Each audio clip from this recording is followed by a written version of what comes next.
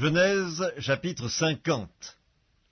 Joseph se jeta sur le visage de son père, pleura sur lui et l'embrassa. Il ordonna aux médecins à son service d'embaumer son père, et les médecins embaumèrent Israël.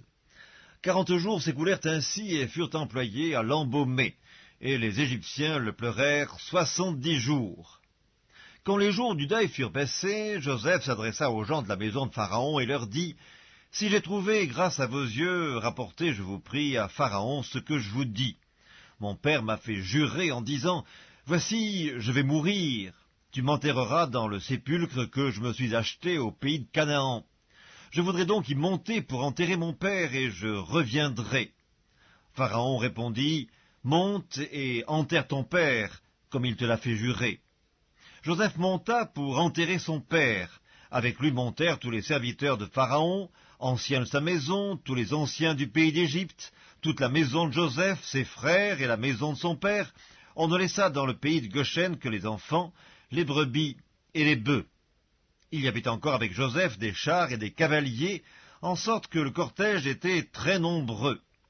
Arrivés à l'ère d'Atad, qui est au-delà du Jourdain, ils firent entendre de grandes et profondes lamentations, et Joseph fit en l'honneur de son père un deuil de 7 jours. Les habitants du pays, les Cananéens, furent témoins de ce deuil dans l'ère d'Atad, et ils dirent: « Voilà un grand deuil parmi les Égyptiens. » C'est pourquoi on en a donné le nom d'Abel Mitzraïm à cette ère qui est au-delà du Jourdain. C'est ainsi que les fils de Jacob exécutèrent les ordres de leur père. Ils le transportèrent au pays de Canaan et l'enterrèrent dans la caverne du champ de Macpéla, qu'Abraham avait acheté d'Ephron, le Héthien, comme propriété sépulcrale, et qui est vis-à-vis de Mamré.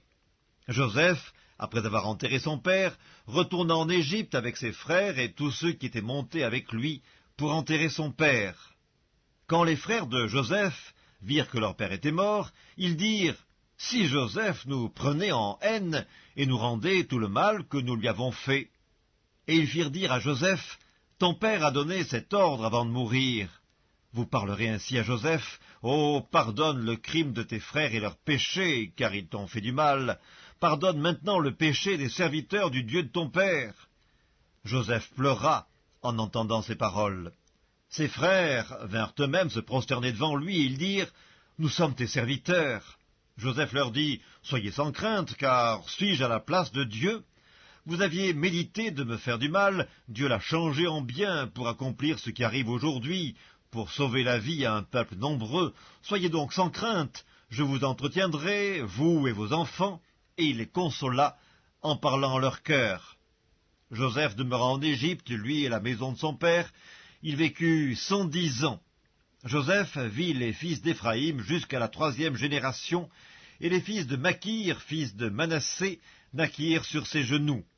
Joseph dit à ses frères: « Je vais mourir, mais Dieu vous visitera, et il vous fera remonter de ce pays-ci dans le pays qu'il a juré de donner à Abraham, à Isaac et à Jacob. » Joseph fit jurer les fils d'Israël en disant: « Dieu vous visitera, et vous ferez remonter mes eaux loin d'ici. » Joseph mourut, âgé de 110 ans, on l'embauma, et on le mit dans un cercueil en Égypte.